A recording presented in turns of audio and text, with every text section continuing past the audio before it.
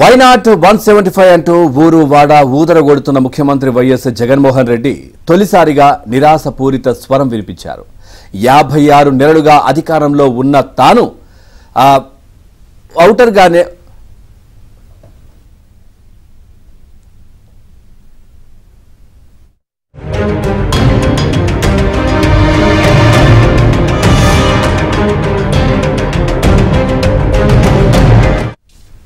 Why not 175 అంటూ ఊరువాడ ఊదరగొడుతున్న ముఖ్యమంత్రి YS Jaganmohan Reddy తొలిసారిగా నిరాశపూరిత స్వరం వినిపించారు. 56 నెలలుగా అధికారంలో ఉన్న తాను బెటర్ గానే చేశాను అని అనుకుంటున్నాను అని చెప్పారు. ఓడిపోయినా ఎలాంటి విచారం లేదు అని చెబుతూ ఇప్పటికైనా సంతోషంగా దిగిపోతా అని వ్యాఖ్యానించారు.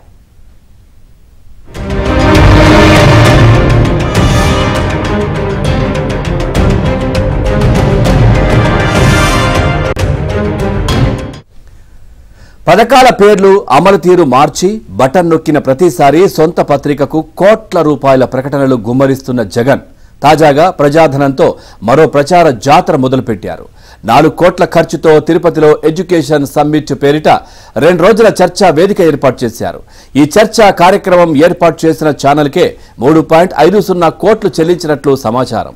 ప్రభుత్వ ఇమేజ్ బిల్డప్ కోసం టైమ్స్ గ్రూప్ కు 25 కోట్లు సమర్పించిన జగన్ ఇప్పుడు ఇండియా టుడే ఛానల్తోనూ అదే తరహా డీల్ కుదుర్చుకున్నారు.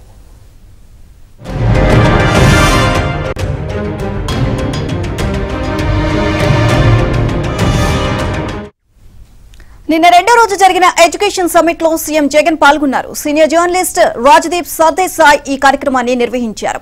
ఈ చర్చను విద్యారంగానికే పరిమితం చేశారా అంటే అది లేదు. సుమారు గంట పాటు సాగిన చర్చలో దాదాపు 25 నిమిషాలు రాజకీయ అంశాలకు కేటాయించారు. ముందే అన్నట్లుగా ఈ ప్రశ్నోత్తరాలు సాగడం మరో విశేషం. మీరు మళ్లీ అధికారంలోకి వస్తారా అని రాజదీప్ సర్దేశాయ్ ప్రశ్నించగా వాస్తవం కంటే ఆశ బలమైందని జగన్ వ్యాఖ్యానించారు.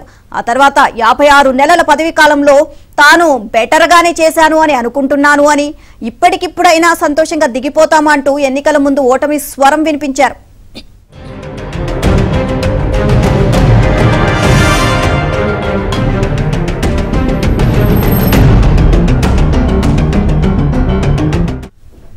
సోదరి షర్మిల పీసీసీ అధ్యక్షురాలి హోదాలో ప్రత్యేక హోదా సహా ఇతర అంశాలపై వరుస ప్రశ్నలు సంధిస్తుండటంతో కాంగ్రెస్ పై జగన్ కు బాగా కోపం వచ్చింది.